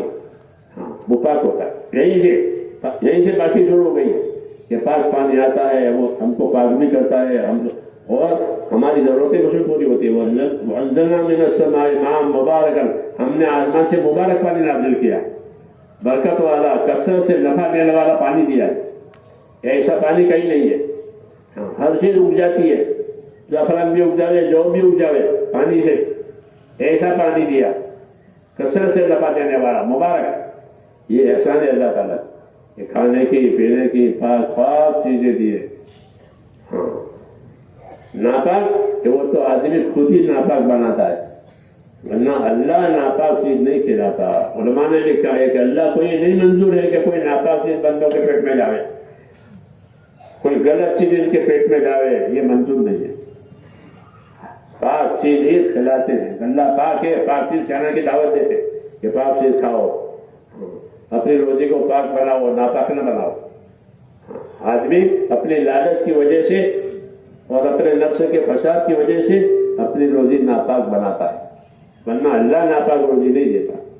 اس لیے حکم ہے کہ نیک عمل کرو، اچھی روزی کھاؤ، نیک عمل کرو، اچھی روزی کھاؤ. یعنی دیندار بنو، تاکہ تمہارا کھانا پینا استعمال ہونا سارا اللہ کے مرضی کے مطابق ہو جائے. اس لیے میرے دوستو، ہم کو اللہ تعالیٰ نے دین دیا، اور دین دے کر کے دنیا کی فلاح اور آخرت کی فلاح، دونوں جہان کی کامیابی۔ اب دین کیا ہے؟ کہ دین یہ ہے کہ سب سے پہلے اللہ تعالیٰ سے اپنا تعلق صحیح کرو، اللہ پر ایمان لاؤ، لا الہ الا اللہ، یہ پہلا نمبر ہے، یہ پہلا کام ہے کہ اللہ سے اپنا تعلق صحیح کرو۔ اللہ سے ہمارا تعلق عبادت اور بندگی کا ہے، کوئی رشتہ داری کا تعلق نہیں ہے، عبادت اور بندگی کا تعلق ہے، اور کوئی تعلق نہیں کہ میں نے عبادت کے لیے پیدا کیا ہے، میرے ساتھ ان کا عبادت کا تعلق ہے۔ تو ہم کو اللہ نے زندگی کا مقصد بتایا ہے کہ ہم نے ان کو عبادت کے لیے پیدا کیا ہے، اس لیے کامیابی اللہ کی عبادت سے ملے گی۔ کامیابی جو ملے گی وہ اللہ کی عبادت سے ملے گی، ناکامی جو آئے گی وہ اللہ کی نافرمانی سے آئے گی۔ وَأَنِ هَذَا صِرَاطٌ مُسْتَقِيمٌ، کہ میری عبادت کر رہو، یہی سیدھا راستہ ہے۔ وَأَنِ هَذَا صِرَاطٌ مُسْتَقِيمٌ، کہ میری عبادت کر رہو، یہی سیدھا راستہ ہے۔ تو زندگی بندگی کے بارے بنانی ہے کہ ہم بندہ بن کر کے زندگی گزارے، زندگی بے بندگی شرمندگی، زندگی بابندگی خوشندگی، کہ زندگی اگر بندگی کے ساتھ ہے تو پھر خوشی خوشی ہے، اور زندگی بندگی کے ساتھ نہیں ہے تو پھر یہ شرمندگی اور پشیمانی ہے۔ اس لیے یہ دعوت دی ہے کہ اپنی زندگی کو صحیح بناؤ، سب سے پہلے اللہ سے تعلق صحیح کرو، ایمان کا، یقین کا، خدا کا خوف اپنے اندر پیدا کرنا، اپنے ایمان لا الہ الا اللہ، یہ ایمان کا کلمہ دیا ہے اور یہی اصل ہے، اس کلمے پر دنیا کا بقا ہے، اس کلمے پر آخرت کی کامیابی ہے، اس کلمے پر عزت ہے، اس کلمے سے سارے حقوق ادا ہوتے ہیں۔ کلمے والی زندگی بنانا کا حکم ہے کہ کلمے والی زندگی بناؤ، یعنی ایمان والی، اللہ کی اطاعت والی زندگی بناؤ، اس لیے کلمہ دیا ہے۔ جب کلمہ زندگی میں آئے گا کہ زندگی کامیاب ہو جائے گی۔ یہ ایسا کلمہ ہے لا الہ الا اللہ، کہ ایک ہی اللہ ہے، وہی کارساز ہے، وہی سب کچھ کرنے والا ہے، اور ہم کو اس نے اپنے حکموں کو پورا کرنے کے لیے پیدا کیا ہے۔ اگر حکم ہماری زندگی کے پورے ہوئے تو دنیا اور آخرت کے حالات صحیح ہو جائیں گے۔ یہ ہم کو خبر دی ہے کہ اگر اللہ کے حکم پورے ہوئے، اللہ راضی رہا، تو دنیا آخرت کے حالات صحیح ہو جائیں گے۔ من اصلح ما بینہ وبین اللہ اصلح اللہ ما بینہ وبین خلقہ، کہ جو لوگ اپنا اور خدا کا معاملہ صحیح کر لیں گے تو اللہ ان کا اور دنیا والوں کا معاملہ صحیح کر دے گا۔ تمام مخلوق والا معاملہ صحیح ہوگا، آخرت کا معاملہ بھی صحیح ہو جائے گا اگر اللہ تعالیٰ کو راضی کیا ہے۔ اللہ سے معاملہ صحیح کرنا، اللہ سے معاملہ صحیح کرنے کا کیا مطلب ہے؟ کہ اللہ سے معاملہ صحیح کرنے کا مطلب یہ ہے کہ اللہ کے اطاعت کی جائے، اللہ کے حکموں کی تابعداری کی جائے۔ اللہ نے رسولوں کے ذریعے سے ہمیں کہ دعوت دی ہے ایمان کی، اور دعوت دی ہے اعمال کی، کہ اللہ پر ایمان لاؤ۔ اللہ اپنے قدرت سے سب کچھ کرتا ہے، سب کچھ بناتا ہے، اپنی نعمتیں بندوں کو دیتا ہے، اور اپنی عبادت کی، اپنی تابعداری کی دعوت دیتا ہے۔ اس لیے ہم کو زندگی ایمان کے ساتھ اس میں حکموں والی بنانی ہے۔ جان اور مال حکموں کو پورا کرنے کے لیے دیا ہے کہ جان مال سے حکم پورا کرو، جس طرح جان مال سے اپنی ضرورت پوری کرتے ہو، اپنی راحت لیتے ہو، ایسے جان مال سے حکم بھی پورے کرو کہ جانی مالی طاقتیں جس طرح ضرورت پوری کرنے کے لیے ہے، ایسے جانی مالی طاقتیں اللہ کی اطاعت کرنے کے لیے ہے۔ یہ ایمان کا تقاضا ہے، اس لیے اپنے ایمان میں قوت پیدا کرو۔ ایمان میں قوت پیدا کرنے کے لیے ایمان کی محنت کرائیے۔ ایمان کی محنت کا معنی حکموں والی محنت۔ دنیا میں چیزوں والی محنت ہوتی ہے، فیکٹریوں میں چیزیں بنتی ہیں، اس کی سپلائی ہوتی ہے، اس کی خریداری ہوتی ہے، وہ بازاروں میں آتی ہے، پھر اس کے سودے ہوتے ہیں، یہ چیزوں کی محنت ہے، اس کا مرکز بازار ہے۔ اور ایک حکموں کی محنت ہے کہ اللہ کے کیا کیا حکم ہے، زندگی گزارنے کے لیے اس نے کیا کیا حکم دیے ہیں، کیا کیا طریقے دیے ہیں، یہ دوسرا میدان ہے۔ ایک چیزوں والا میدان ہے، ایک حکموں والا میدان ہے۔ دونوں ہمارے لیے، چیزیں بھی ہمارے لیے بنی اور حکم بھی ہمارے لیے۔ چیزیں گزارے کے لیے، حکم کامیابی کے لیے۔ چیزیں گزارے کے لیے آدمی کی زندگی گزرتی ہے، گھر میں رہے، بلڈنگ میں رہے، جھونپڑی میں رہے، گزرتی ہے زندگی، گزارا ہی گزارا ہے، کہیں بھی رہو، کہیں بھی رہو، گزارا ہی گزارا ہے۔ ہاں تھوڑی دیر کے حالات ہوتے ہیں، باقی گزرنا ہی گزرنا ہے، رہنا کہیں نہیں ہے۔ تو ایک گزارے کے لیے اور آخرت کے لیے، کہ آخرت کے لیے اللہ تعالیٰ نے ہم کو عمل دیا ہے، ایمان دیا کہ اپنے ایمان کو بناؤ، کہ اللہ تعالیٰ سے تعلق رکھو۔ کس کا؟ کہ اللہ سے تعلق اطاعت کا، کہ اللہ کی اطاعت کرنی ہے، اس کے حکموں کو بجا لائیں۔ جب اللہ کے حکموں کو بجا لائیں گے تو اللہ تعالیٰ دنیا کے حالات کو بھی صحیح کریں گے اور آخرت کے حالات کو بھی صحیح کریں گے۔ لوگ حالات سے پریشان ہو جاتے ہیں، ہر زمانے میں حالات کی پریشانیوں کے شکوے ہوتے ہیں۔ اللہ کے نبیوں نے اس کا علاج بتایا ہے کہ شکایتوں میں کیوں رہتے ہو، اللہ تعالیٰ کو راضی کر کے اپنے حالات کو ٹھیک کراؤ۔ اللہ نے حالات کو اپنے قبضے میں رکھا ہے، جس طرح موسم اللہ کے قبضے میں ہے۔ ابھی سردی کا موسم چل رہا ہے، پھر گرمی کا موسم آئے گا، پھر بارش کا موسم آئے گا، دن چھوٹے ہو جائیں گے، راتیں بڑی ہو جائیں گی، پھر راتیں چھوٹے ہو جائیں گی، دن بڑے ہو جائیں گے۔ یہ کس کے قبضے میں ہے؟ یہ اللہ کے قبضے میں۔ ایسے ہی لوگوں کے حالات بھی اللہ کے قبضے میں۔ بیماری آئی، تندرستی آئی، دوستی آئی، دشمنی آئی، محبت آئی، یہ سب حالات اللہ تعالیٰ کے قبضے میں اور کسی کے قبضے میں نہیں ہے۔ یہ ایمان ہے کہ سارے حالات، حیات اور موت، تندرستی، بیماری اللہ کے قبضے میں۔ حالات کو درست کرنے کے لیے اللہ تعالیٰ کو راضی کرنا ہے، کیونکہ حالات وہیں سے آتے ہیں۔ جیسے رات وہیں سے آتی ہے، دن وہیں سے آتا ہے، اندھیرا اجالا، سردی گرمی وہاں سے آتی ہے، ایسے انسانی زندگی کے حالات بھی وہیں سے آتے ہیں۔ حضور صلی اللہ علیہ وسلم یہ رہبری کرتے ہیں کہ جو لوگ اپنا اور خدا کا معاملہ ٹھیک کر لیں گے تو اللہ تعالیٰ ان کا دنیا اور آخرت کا معاملہ ٹھیک کر دے گا۔ تو حالات کا تعلق اللہ سے ہے، اس لیے اللہ کو راضی کرنا ہے۔ اللہ کو راضی کرنے کے لیے پہلے اللہ نے ہم کو ایمان دیا کہ ایمان والے بنو، اللہ کے تعلق والے بنو، اللہ سے ڈرو، اور اللہ تعالیٰ نے جو حقوق ہمارے اوپر دنیا میں واجب کیے ہیں وہ حقوق ادا کرو، کہ دنیا حقوق ادا کرنے کی جگہ ہے، آخرت نجات جو ہے اس کے بدلہ پانے کی جگہ ہے۔ اللہ کا حق یہ ہے کہ اللہ کی عبادت کی جائے، حدیثوں میں کہ اللہ کا حق یہ ہے کہ اللہ کی عبادت کی جائے، عبادت کے لیے پیدا کیا ہے، جان اور مال عبادت کے لیے دیے، نافرمانی کے لیے نہ کوئی جگہ زمین پر ہے، نافرمانی کے لیے اللہ نے کوئی چیز دی بھی نہیں۔ جو چیز دی ہے وہ یا تو تمہارے گزارے کے لیے ہے یا اللہ کی عبادت کے لیے ہے۔ گزارے کے لیے نعمتیں دی ہیں اور عبادت کے لیے احکام دیے ہیں۔ کامیاب بندہ وہ ہے جو دنیا کی نعمتوں میں حکموں کے ساتھ چلے۔ جس طرح دنیا کی نعمتوں کی ضرورت ہے، اس طرح ان نعمتوں میں کامیاب ہونے کے لیے حکم کی ضرورت ہے۔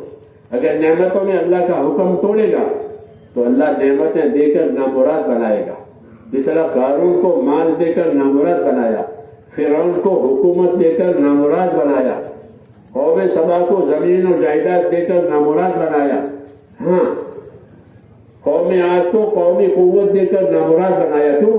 کہ ان لوگوں نے اپنی قوت کو دیکھا، خدا کی قوت کو نہیں دیکھا، اپنی قوت کو دیکھا، اللہ کی طرف سے آنے والی ذمہ داریوں کو نہیں دیکھا، تو اللہ نے ان کو ان کے اسباب میں نامراد بنایا۔ یہ سبب دیا ہے اللہ نے اس امت کو کہ دنیا کے اسباب سے اس وقت کامیابی ملے گی جبکہ دنیا کے اسباب کا تعلق اللہ کے احکام سے ہو۔ اللہ اسباب بھی دیتے ہیں، احکام بھی دیتے ہیں۔ دعوت یہ ہے کہ اپنے اسباب میں احکام کے ساتھ چلو۔ اس طرح اللہ نے آنکھیں دی ہیں تو آنکھوں کے حکم دیے ہیں، کان دیے ہیں تو کانوں کے حکم دیے ہیں، مال دیا ہے تو مال کے حکم دیے ہیں، اولاد دی ہے تو اولاد کے حکم دیے ہیں، تندرستی دی ہے تندرستی کے حکم دیے ہیں، بیماری آئی ہے تو بیماری کے حکم دیے۔ ہر حال کے ساتھ اللہ کا حکم ہے، ہر سبب کے ساتھ اللہ کا حکم ہے۔ اس کو دین کہتے ہیں، اس لیے دین سیکھنا ضروری ہے۔ جب دین سیکھیں گے تو ہر حال کی ذمہ داری کا پتہ چلے گا۔ دین نہیں سیکھیں گے تو اپنے حاجت راحت اپنے خواہش کے پیچھے آدمی چلا جائے گا اور اصل بات اس کی زندگی سے ہٹ جائے گی۔ اس لیے اللہ تعالیٰ نے دنیا کی نعمتیں دے کر ہم کو دین کی دعوت دی ہے کہ اپنے آپ کو دیندار بناؤ۔ سب سے پہلے ایمان کی طاقت پیدا کرو کہ ایمان کی طاقت کی وجہ سے اللہ کی اطاعت ہوگی۔ اگر ایمان کی طاقت کمزور ہو گئی ہے تو اللہ کی طاقت پھر اللہ کی اطاعت نہیں ہوگی۔ جیسے ہر مشین اندر کی طاقت سے کام کرتی ہے۔ یہ مشین میرے سامنے میں بول رہا ہوں، اس کے اندر طاقت ہے، وہاں سے کرنٹ آتا ہے، اس کرنٹ سے یہ آواز پھیل رہی ہے۔ اگر وہ کرنٹ رک جاتا ہے تو پھر یہ ڈھیر ہو جائے گا، کچھ نہیں کرے گا۔ ایسے ہی فرمایا گیا ہے کہ ہر آدمی اپنے دین پر اپنے ایمان کی طاقت سے چلے گا۔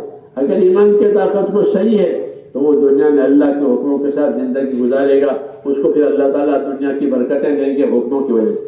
اگر ایمان میں کمزوری ہے تو وہ اپنی ذمہ داری پوری کرنے میں بھی کمزور رہے گا۔ اس لیے میرے دوستوں، ہم کو ایمان دیا، ایمان کے اعمال دیے، ایمان کی محنت دی کہ ایمان کے ساتھ ایمان کی دعوت چلاؤ، ایمان کی محنت کرو، ایمان کی باتیں بولو تاکہ زندگی میں ایمان اترے۔ اس لیے بولنا ہے، اس لیے سننا ہے کہ دلوں میں اترے، تو پھر اللہ سمجھ میں آئے گا، اللہ کی قدرت سمجھ میں آئے گی، اللہ کی ذمہ داری سمجھ میں آئے گی۔ ایمان کی دعوت، ایمان کی دعوت کے بعد دوسرا کام کہ اپنی زندگی عبادت والی بناؤ، جان کو مال کو حکموں پر استعمال کرو۔ جان کو حکموں پر استعمال کرنے کے لیے نمازیں دی ہے، ہر شریعت میں نماز آئی ہے، فرشتے بھی نمازوں میں ہے، آسمانوں میں، کوئی رکوع میں ہے، کوئی سجدوں میں ہے۔ ہاں، آسمان اللہ کی عبادت کی وجہ سے، فرشتوں کی کثرت کی وجہ سے بھرا ہوا ہے، ایک بالی جگہ بھی خالی نہیں ہے، اتنی عبادت آسمان پر ہوتی ہے۔ وہی عبادت اللہ نے زمین پر اتاری ہے، لیکن اتنی عبادت نہیں بلکہ عبادت میں آسان کیا ہے، جان مال دے کر عبادت کی دعوت دی ہے کہ اپنی زندگی عبادت والی بناؤ۔ کلمہ اور کلمہ کے بعد نماز ہے، ایمان کے بعد عبادت ہے، اس لیے زندگی عبادت والی بنانی ہے کہ اللہ کی عبادت کی وجہ سے سیدھا راستہ ملے گا، اللہ کی عبادت کی وجہ سے اللہ کی مدد آئے گی، اللہ کی عبادت کی وجہ سے برکاتیں آئے گی، اللہ کی عبادت کی وجہ سے دعائیں قبول ہوگی۔ یہ عبادت کے اثرات ہیں، اس لیے زندگی عبادت والی بنانی ہے۔ سب سے پہلے نماز ہے کہ اپنی نمازوں کو صحیح بنانی ہے۔ ہاں، نمازیں صحیح بنانے کے لیے نماز کا علم لینا ہے، ہر چیز کو کرنے کے لیے اس کا علم ہوتا ہے، گاڑی چلانے کے لیے گاڑی کا علم ہے، نماز بنانے کے لیے نماز کا علم، کہ نماز کا علم، کہ نماز کے فضائل، نماز کے مسائل، کہ نماز کے فضائل جانو، نماز کے مسائل جانو، تو اس نماز میں رنگ آئے گا، اس نماز میں تاثیر آئے گی، اس نماز میں قبولیت دعا کا اثر پیدا ہوگا۔ اس لیے کہا کہ اپنی نمازوں کو صحیح کرو۔ ہاں، نماز کے بارے میں حکم ہے کہ نماز قائم کرو، دوسرا حکم ہے نماز کی حفاظت کرو۔ اقیموا الصلاۃ اور حافظوا علی الصلوات، دو حکم دیے، نمازیں قائم کرو۔ اس طرح بلڈنگ قائم کرو، تو بلڈنگ قائم کرنے کے لیے بہت سے اسباب کرنے پڑے، تب بلڈنگ قائم ہوتی ہے۔ ایسے نماز قائم کرو، کہ نماز قائم کرنے کے لیے، کہ نماز قائم کرنے کے لیے نماز کے طریقے اختیار کرو۔ حضور صلی اللہ علیہ وسلم نے نمازوں کے طریقے بتائے ہیں، نمازوں کے آداب بتائے ہیں، اس علم کے ساتھ نمازیں ہوگی تو پھر وہ نماز اللہ سے مدد لانے والی، وہ نماز اخلاق کو سدھارنے والی، وہ نماز روزی میں برکت لانے والی، وہ نماز مدد دلانے والی ہوگی۔ اس لیے کہا نمازیں اپنی صحیح بناؤ ایمان کے ساتھ۔ پہلا نمبر ہے عبادت میں نماز، کہ اپنی نمازیں صحیح لاؤ۔ اگر نماز صحیح ہو گئی کہ پوری زندگی پر وہ اثر ڈالے گی۔ علماء نے لکھا ہے کہ نماز صحیح ہوتی ہے تو آدمی کے مال کا استعمال بھی صحیح ہوگا نماز کی برکت سے۔ اس لیے اپنی نمازوں کو صحیح کرنے کا حکم ہے کہ نمازیں صحیح ادا کی جائے، سنت کے مطابق ادا ہو جائے۔ حضور صلی اللہ علیہ وسلم نے نماز کے فضائل بھی بتائے، نماز کے مسائل بھی بتائے۔ علم و ذکر کا یہی مطلب ہے کہ علم و ذکر کے ذریعے سے پہلے تو نماز کے فضائل، پھر نماز کے مسائل۔ ہاں، اگر فضائل یاد ہوں گے تو نماز پڑھنے کا شوق ہوگا، مسائل یاد ہوں گے تو نماز کا طریقہ صحیح ہوگا۔ علم و ذکر کا یہ مطلب ہے۔ جو تیسرا نمبر ہے نا، تو خالی گننے کے لیے نہیں ہے بلکہ زندگی بنانے کے لیے، اللہ کے احکام سے فائدہ اٹھانے کے لیے علم و ذکر دیا ہے کہ نماز کا علم و ذکر، کہ نماز فضائل والی، نماز مسائل والی۔ فضائل نماز کے کہ فجر کی 2 رکعت نماز سنت کیا ہے؟ ابو ہریرہ سے پوچھو، ابو ہریرہ بتائیں کہ فجر کی 2 رکعت نماز سنت کہ دنیا مافیا سے بہتر ہے۔ مثال دے رہا ہوں فضیلت کی کہ فجر کی 2 رکعت نماز سنت وہ کیا ہے کہ دنیا مافیا سے بہتر ہے۔ 2 رکعت نماز سنت فجر، وہ تو صلی اللہ علیہ وسلم اس کو پڑھتے تھے اور مختصر پڑھتے تھے، ہلکی پڑھتے تھے۔ کوئی اللہ یہ پڑھنے کا طریقہ بتائے، اس کی فضیلت، اس کا طریقہ، اس کی فضیلت اور طریقہ۔ ظہر کی 4 سنت کہ ظہر کی 4 سنت تہجد کے برابر ہے، اور اس کو حضور لمبی پڑھتے تھے، وہ تہجد کے برابر ہے۔ عصر کی 4 اربع سنت، یہ فضیلت کی بات ہے۔ لوگ فضیلت جانتے نہیں، اس لیے اس کو عمل میں لاتے نہیں۔ کہ اصل کی 4 رکعت سنت رسول صلی اللہ علیہ وسلم نے دعا دی ہے، کیونکہ ہمارے لیے دعا کرو، ہمارے لیے دعا کرو، کہ بغیر مانگے دعا دی ہے. کیا دعا دی ہے؟ کہ اللہ اس بندے پر رحم کرے کہ جو اثر سے پہلے 4 رکعت سنت پڑھے. دعا دی ہے. رحم اللہ عمران صلی قبل العصر 4 ابو داؤد شریف کی آیت ہے کہ اللہ اس بندے پر رحم کرے جو اثر سے پہلے 4 سنت پڑھے. تو رحمت لینے کے لیے اثر کی 4 سنت. ہاں ایسے نمازوں کے فضائل بتائے، نمازوں کے طریقے بتائے، کہ اس کے فضائل بھی سنو تاکہ شوق پیدا ہو. ہمارے بعد دوست تھے تو میں نے یہ حدیث بیان کی کہ حضور صلی اللہ علیہ وسلم نے اثر سے پہلے 4 رکعت نماز سنت پڑھنے کو اس کے لیے رحمت کی دعا مانگی ہے حضور صلی اللہ علیہ وسلم کہ اللہ اس بندے پر رحم کرے جو اثر سے پہلے 4 سنت پڑھے. تو ان کو معلوم نہیں تھا تو انہوں نے اسی وقت سے شروع کر دیا. جو جب کو فضیلت کو معلوم تھی کہ نبی دعا دے رہے ہیں، نبی کی دعا، کیونکہ ہمارے دعا کرو، ہمارے نبی نے دعا دی ہے کہ جو اثر سے پہلے 4 رکعت سنت پڑھے اس کے لیے رحمت کی دعا ہے. تو فضائل جاننا اس لیے ضروری ہے میرے دوستوں تاکہ ہم کو عمل کی قیمت معلوم. آج ہم فضائل کو نہیں جانتے، اسے سر سے اترتا کر لیتے. آدمی سیدھا ہی تلاوت کرتا ہے، ہمارے قرآن پڑھتے ہیں نا، قرآن پاک پڑھتے ہیں، تلاوت کیا ہے، سیدھے کیا ہے تائی سیدھا کرو. سیدھے کی کیا فضیلت ہے؟ حضور صلی اللہ فرماتے ہیں کہ جب قرات کرنے والا بندہ قرآن شریف پڑھتا ہے اور سیدھے کی آیت سے گزرتا ہے تو وہ آیت پڑھ کے سیدھا کرتا ہے. شیطان ایک طرف جا کر روتا ہے،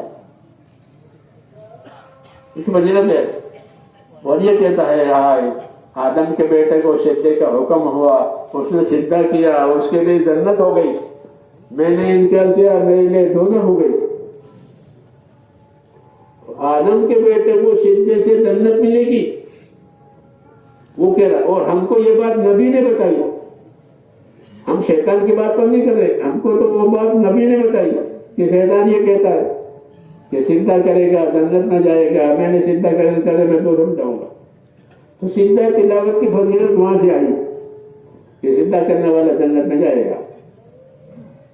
یہ فضیلتیں ہیں اعمال کی. علم و ذکر کا یہ مطلب ہے کہ اعمال کے فضائل بھی جانو، پھر اعمال کے طریقے بھی جانو تاکہ اس کا پورا فائدہ ہو. اعمال کی فضیلت معلوم نہیں ہے تو عادت کے طور پر آدمی کر لے گا، کیا فضیلت ملی، کیا نفع ملا، کیا سب پتہ نہیں. آپ نے کوئی ایسا بیپاری دیکھا ہے کہ وہ کوئی آئٹم بیچے اور اس کو نہ اس کا نفع بھی نہیں معلوم نہیں اور مدت بھی نہیں معلوم ہے؟ ایسا ہوئے کوئی کہ میری دکان میں یہ کتنے پڑی تھی اور میں کتنا نفع میں بیچ رہا ہوں؟ ایسا کوئی تاجر نہیں. وہ دیکھتا ہے کہ اتنے میں یہ مجھے پڑی ہے اور اتنے میں بیچ رہا ہوں. مدت قیمت بھی جانتا ہے، نفع بھی جانتا ہے، اس کو تاجر کہتے ہیں. وہ تو مدت بھی نہیں جانے اور نفع بھی نہیں جانے، ایسا کوئی نہیں ہوگا. آج ہم ایسے ہو گئے کہ ہم کو اپنے عمل کی قیمت نہیں معلوم کہ مجھ کو اللہ کیا دینے والا ہے. اس لیے کہتے ہیں اللہ کے راستے میں پھرو اور فضائل کو جانو تاکہ تم کو اپنے عمل کی قیمت معلوم ہو جائے. تم کو اپنے عمل کی قیمت معلوم کرانے کے لیے فضائل دی. علم و ذکر کا یہ مطلب ہے کہ ہر عمل کی فضیلت مانو. گھر سے نکل رہے ہو تو روزانہ نکلتے ہیں اپنی ضرورتوں کے لیے، گھر سے نکلنے کی دعا پڑھو، اس کی فضیلت جانو. کسی کام سے جا رہے ہیں، سرکاری کام ہے، دوا کا کام ہے، کاروبار کا کام ہے، اس کے لیے لوگ جاتے ہیں گھروں سے نکل کر کے. کہاں کہ جب گھروں سے نکلو تو دعا پڑھ کے نکلو. بسم اللہ توکلت علی اللہ ولا حول ولا قوت الا باللہ. یہ دعا کہ دعا پڑھو گے تو فرشتہ بشارت دے گا. دعا پڑھنے کی دعا سنت ہے، سنتوں پر بڑی بڑی نعمتیں ملتی ہے. عبداللہ بن مسعود فرماتے تھے کہ نبی کی سنت کو چھوڑو گے تو پھر نامراد ہو جاؤ گے، گمراہ ہو جاؤ گے. اس لیے سنت طریقے بتائے، گھر سے نکلنے کی سنت، اس کی فضیلت کہ بسم اللہ توکلت علی اللہ ولا حول ولا قوت الا باللہ. یہ سنت دعا پڑھ لیں گا تو فرشتہ کہے گا کہ ہوتی تھا تجھے ہدایت ہو گئی، کفی تھا تو تیرا کام بن گیا، تیرا جس کام کے لیے جا رہا ہے وہ کام بن گیا اور تیری حفاظت ہو گئی۔ یہ بشارت دیتا ہے، کیوں؟ اسے سنت دعا پڑھی ہے کہ سنت دعا پڑھنے پر یہ تین انعام ہے کہ تجھے ہدایت ہو گئی، تیری ضرورت پوری ہو گئی اور تجھے ہدایت ہو گئی۔ تو جو کام بھی لے کر جا رہا وہ کام ہو جائیں گے، کیوں کہ دعا کی برکت سے ہو جائے گی۔ تو دعا بھی پڑھے، اس فضیلت کا یقین بھی کرے۔ یہ ہے زندگی علم و ذکر والی کہ جس کام کا جو طریقہ بتایا ہے، دین کا ہو دنیا کا ہو، ان طریقوں کو سیکھنا، ان طریقوں عمل کرنا، اس کی فضیلت کو سامنے رکھنا، اس پر مجھے اللہ یہ دینے والا ہے۔ تو پھر میرے دوستو زندگی بامراد ہو جاتی ہے، زندگی اعمال والی بنتی ہے، زندگی یقین والی بنتی ہے کہ اللہ مجھے یہ دے گا، یہ دے گا، اس عمل پر یہ دے گا، اس عمل پر یہ دے گا۔ کہ میں نے کسی غریب کو کھانا دیا، ادھر بیٹا یہ وہ آیا دروازے پر آیا، اس کو روٹی دے دے، جب نوکر سے کہا اس کو کھانا دے دو، کھانا دے دیا۔ کہ کھانا دینے پر کیا ملے گا؟ کہ 3 آدمیوں کی مغفرت ہوگی۔ مثال دے رہا ہوں، 3 آدمیوں کی مغفرت ہوگی۔ کمانے والا جو کما کر لایا ہے گھر میں مال، بنانے والی جس نے کھانا بنایا ہے، اور یہ پہنچانے والا بچہ یا نوکر، یہ تینوں کی مغفرت ہو جائے گی۔ اس کو فضائل کہتے ہیں کہ تمہارے اعمال پر بڑے بڑے انعاموں کے اللہ نے وعدے کیے ہیں۔ اس لیے میرے دوستوں زندگی علم و ذکر والی بنانی ہے۔ یہ تبلیغ کا مقصد ہے، یہ نہیں کہ رواجی طور پر پھر کر آ گئے، نہیں، پھرو ضرور پھرو۔ حضور صلی اللہ علیہ وسلم نے امت کو حرکت دی ہے، ہم حرکت اس لیے لیتے ہیں کہ ان کی زندگی میں علم و ذکر آوے، فضائل کا علم آوے، فضائل کا یقین آوے، مسائل والا طریقہ آوے، تاکہ زندگی بامراد ہو جائے، زندگی بامراد ہو جائے، علم والی، عمل والی، اخلاص والی، یقین والی۔ اس پر دعائیں قبول ہوگی۔ جب یہ زندگی صحیح ہوگی تو یہ جو دعا مانگے گا وہ دعا قبول ہوگی۔ ہاں، کیونکہ زندگی صحیح ہے۔ اللہ نے کہ دعا بھی مانگو اور میری اطاعت بھی کرو، دعا بھی مانگو میری اطاعت بھی کرو، تاکہ اطاعت کی برکت سے تم اللہ سے قریب ہو جاؤ گے۔ اور قریب والے کی بات سنی جاتی ہے، یہ تو ہمارے بہت قریب کے ہیں، قریب والوں کی بات سنی جاتی ہے، ان کی بات مانی جاتی ہے۔ اللہ کی اطاعت کرنے کی وجہ سے بندہ اللہ سے قریب ہو جاتا ہے، پھر اللہ تعالیٰ اپنے قریب والوں کی رعایت کرتے ہیں، ہاں، ان کو دیتے ہیں۔ اس لیے کہ تو اللہ تعالیٰ نے ہم کو یہ دین دیا، اس میں فضائل بھی ہیں، اس میں مسائل بھی ہیں۔ فضائل کا مطلب یہ ہے کہ اپنے عمل کی قیمت سمجھو کہ اس عمل پر مجھے اللہ کیا دینے والا ہے۔ دوسرا، اس عمل کا طریقہ معلوم کرو کہ اس عمل کرنے کا کیا طریقہ ہے، تاکہ صحیح طریقے پر جب وہ عمل ہوگا تو اس کی فضیلت ملے گی، غلط عمل پر نہیں ملتی۔ علم و ذکر کا یہ مطلب ہے تبلیغ میں اس کی فضیلت بھی جانو، اس کا طریقہ بھی جانو اور اس کے مطابق عمل کریں گے، پھر اللہ سے مانگو تو اب اللہ خوش ہو کر دیں گے اور اپنی شان سے دیں گے اور مسائل حل ہو جائیں گے۔ آج دنیا مسائل سے گھیری ہوئی ہے۔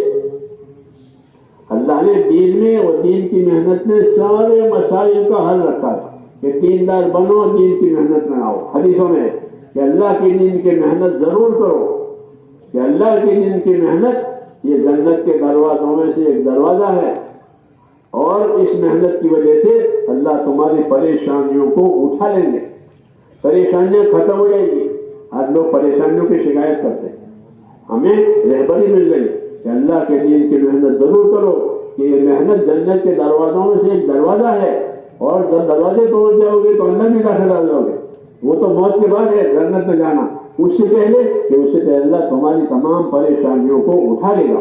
حدیثوں میں تو ہماری پریشانیوں کا اس میں علاج بھی ہے اور جنت میں جانے کا دروازہ بھی ہے۔ اس لیے حضور صلی اللہ علیہ وسلم فرماتے تھے کہ میں تمہارے پاس دنیا اور آخرت کے خیر لے کر آیا ہوں، میری بات مانو سلامت رہو گے۔ ہاں، میری بات مانو سلامت رہو گے۔ اس لیے زندگی کو میرے دوستوں دین پر ڈالنا ہے اور اپنے آپ کو دین کا پابند کرنا ہے کہ دین کی پابندی سے ہماری شخصی زندگی، اور اجتماعی زندگی دونوں ٹھیک ہو جائے گی. اللہ نے دین میں سارا علاج رکھا ہے, ساری خیر رکھی ہے, اور دین کو محنت پر لگایا ہے کہ محنت کرنے کے بقدر دین آئے گا. 100% محنت ہوئی کہ 100% دین زندگی میں آ جائے گا. اللہ نے ایک کام دیا ہے اور بہت آسان دیا ہے. غریب امیر پڑھا لکھا بے پڑھا سب اس کام سے فائدہ اٹھا سکتے ہیں. ہاں, ایک ہمت کرنے کی ضرورت ہے, قدم اٹھانے کی ضرورت ہے, فیصلہ کرنے کی ضرورت ہے کہ مجھے تو یہ کرنا ہی کرنا ہے. شیطان ڈراتا ہے, ہاں اس کا کام ہی یہی ہے, کرنے نہیں دے گا, ڈراوے گا. تخویف اس کو کہتے ہیں, شیطان ڈراوے گا, یہ نقصان ہو جائے گا, یہ ہو جائے گا, یہ ہو جائے گا. اور آدمی ہمت کر لے تو دوسری بیماری ڈالتا ہے. وہ کیا کہ تصویف کے بعد میں کریں گے, 1 مہینے کے بعد کریں گے, اگلے دور سے کریں گے. اس کو تصویر دوسرے لوگ پر ڈالنا, یہ اس کی تدبیر بگڑنے کی باتیں ہیں. کبھی تو حالات سے ڈرائے گا, حالات بگڑ جائیں گے, وہاں جائیں گے, نقصان ہو جائے گا, یہ ہو جائے گا. یہ لگانا نہیں ہوتا ہے. تو اگر تیار ہو گیا تو دوسرے لوگ پر ٹالنا کہ ابھی کیا ضرورت ہے, بعد میں جائیں گے, ابھی اور بیٹے کی نکاح ہے اور یہ کہ وہ بات ہے, دوسرے لوگ پر ڈالنا. یہ سب محرومی کے اسباب ہے. حالات سے ڈر جانا, حکم چھوڑ دینا, یا حکم کو دوسرے لوگ پر ڈالنا, تصویر, کہ یہ بھی محرومی کا سبب ہے. اور یہ سب باتیں شیطان لاتا ہے. تیسرا تصویر یہ بہانے بتا لے گا شیطان, کبھی تمہاری طبیعت اچھی نہیں ہے, یہ نہیں ہے, وہ نہیں, بہانے. کہا کہ بہانے نہ بناؤ, اللہ کے سامنے سچے پکے رہو. اگر بہانے بناؤ گے تو وہ بہانے سچ ہو جائیں گے. بیمار نہیں ہے, بیماری کا بہانہ بنایا. پریشانی نہیں ہے, پریشانی کا بہانہ بنایا. تو کہا کہ اللہ بڑی قدرت والا ہے, اللہ دلوں کو جانتا ہے. اس لیے فرماتے تھے لا تمرضوا فتمرضوا, جان بوجھ کر بیمار نہ بنو ورنہ شخص مجھ سے بیمار ہو جاؤ گے. بہانے نہیں بنا, اللہ کے سامنے سچا رہنا ہے. اللہ کے ہاں سچائی کا کاروبار ہے. جی ہاں, اللہ سچا, رسول سچا, دین سچا, قبر قیامت, یہ سب سچائی سچا, پورا کاروبار سچا ہے. وہاں کوئی بناوٹ, کوئی چالاکی وہاں چلتی نہیں ہے. اس لیے حضور نے فرمایا کہ جان بوجھ کر بیمار نہ بناؤ, بہانے نہ بناؤ. ہاں, اگر بہانے بناؤ گے تو پھر وہ بہانے سچ ہو جائیں گے. اسے ڈرو اللہ سے, اور ذمہ داری لو. ذمہ داری لو گے تو مدد آئے گی. یہ کہا بہانے بناؤ گے بہانے سچ ہو جائیں گے, ذمہ داری لو گے ذمہ داریوں پر مدد آئے گی. حدیث شریف میں المعونۃ علی قدر المعونہ, کہ اللہ کی مدد اتنی ملے گی جتنی ذمہ داری پوری کی جائے گی. حدیث شریف میں المعونۃ علی قدر المعونہ, جتنی ذمہ داری اٹھائی جائے گی اتنی مدد آئے گی. بہانے بنائیں گے کہ بہانے سچ ہو جائیں گے تو آدمی پھنس جائے گا. اللہ تعالیٰ ہماری حفاظت کرے. اس لیے میرے دوستو, اللہ سچا, رسول سچا, دین سچا, سب سچا. ہمیں اللہ کے سامنے سچا رہنا ہے, وفادار رہنا ہے. جانی مالی طاقتوں سے اللہ تعالیٰ کو راضی کرنا ہے. یہی زندگی کا اہم کام ہے کہ اللہ ہم سے راضی ہو جائے. اور بس جب اللہ راضی ہو گیا دنیا آخرت کے حالات ٹھیک ہو جائیں گے. اس لیے کہتے ہیں کہ اللہ نے ایک کام دیا ہے, ہم اس کام کے کرنے کا فیصلہ کریں. میں نے کہتا 4 مہینے 8 مہینے کہ فیصلہ کرو کہ مجھے تو زندگی بھر یہ ذمہ داری کو پوری کرنی ہے, دوسروں سے پوری کرانی ہے, عمل بھی کرنا ہے, دعوت بھی دینی ہے, مدد بھی کرنی ہے اپنے دین کی. یہ اصلی کام ہے ہمارا اس امت کا, کہ اپنی ذات سے دیندار بنو, جو دینداری کے کام ہو رہے ہیں اس کے مددگار بنو, پہل کرو. یہ سب ہماری زندگی کا کام ہے میرے دوستوں. اس لیے یہ تقاضے ہیں کہ اپنی زندگی میں کہ اپنے دین پر قائم بھی رہو, اپنے دین کے مددگار بھی رہو. دونوں تقاضے, اپنے دین پر قائم رہو, ہاں اپنے دین پر قائم بھی رہو اور اپنے دین کے مددگار بھی بنو. ہر آدمی ذاتی زندگی میں اپنے دین پر قائم رہے اور اجتماعی زندگی میں ہر آدمی اپنے دین کا مددگار بنے, تاکہ اس محنت کو لے کر کے دنیا میں جائے, اس محنت کو سیکھے, دوسروں کو سکھاوے, دوسروں کو سیکھنے کے لیے تیار کرے, تاکہ زندگی میں اللہ تعالیٰ کی اطاعت دنیا میں وجود میں آئے. وہ اصل مقصد ہے. اس لیے فرماتے ہیں میرے دوستوں کہ اپنے آپ کو اس کام کے لیے تیار کریں. انشاءاللہ آپ سب حضرات تیار ہیں؟ آپ بتانے کون کون تیار ہے؟ اپنے آپ کو پیش کریں. جو پیش کرے گا وہ آگے بڑھ جائے گا. ٹھیک, اب نماز کی تیاری کر لیں. سبحان اللہ وبحمدہ, سبحانک اللہم وبحمدک, ونشہد ان لا الہ الا انت نستغفرک ونتوب الیک. سبحان ربک.